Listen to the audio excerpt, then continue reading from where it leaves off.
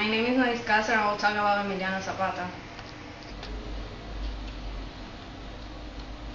Emiliano Zapata Salazar, August 8, 1879, April 10, 1919, was a leading figure in Mexican Revolution, which broke out in 1910, and which was initially directed against the President Porfirio Diaz, a symbol of the agrarian reform movement. Zapata was born to Gabriel Zapata, a peasant who trained and sold horses in Cleofa Salazar in the small central state of Morelos. He had to care for his family because his father died when Zapata was 17.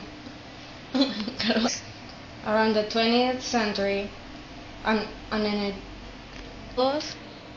Quilco was an indigenous Nahuatl-speaking community, and although Zapata is generally thought to have been a mestizo, there exist eyewitness accounts stating that Emiliano Zapata spoke Nahuatl frequently.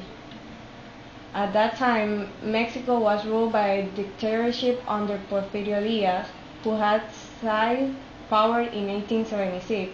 The social system of the time was a sort of proto-capitalism feudal system, with large landed state haciendas controlling more and more of the land and squeezing out the independent communities of the indigenous and mestizos.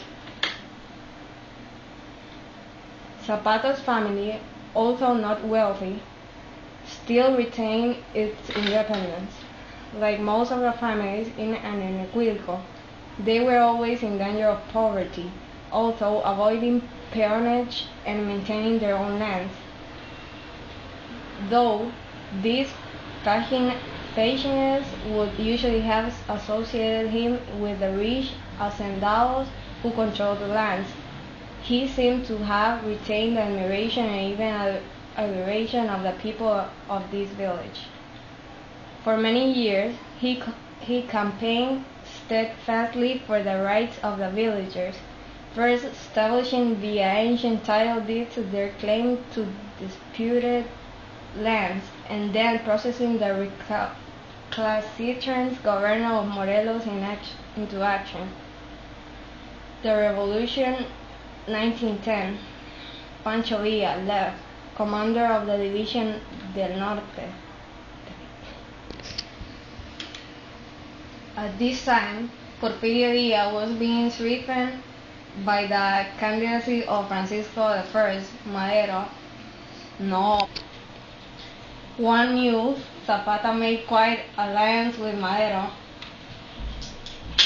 Under Madero, some land reforms were carried out and elections were to be ensured. However, Zapata was dissatisfied with Madero's stance on land reform. Zapata was partly influenced by an artisan from Oaxaca named Ricardo Flores Magón. The influence of Flores Magón on Zapata can be seen in Zapatistas' Plan de Ayala, but even more noticeably in their slogan.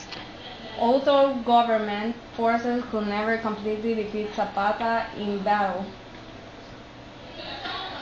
On April 10, 1919, Guajardo invited Zapata to a meeting, intimating that he intended to defect to the revolutionaries. Zapata has in the last few decades been recast as a quasi-religious icon as well, mostly with the indigenous or the newer Zapatista communities, where he is called Votan Zapata. Thank you.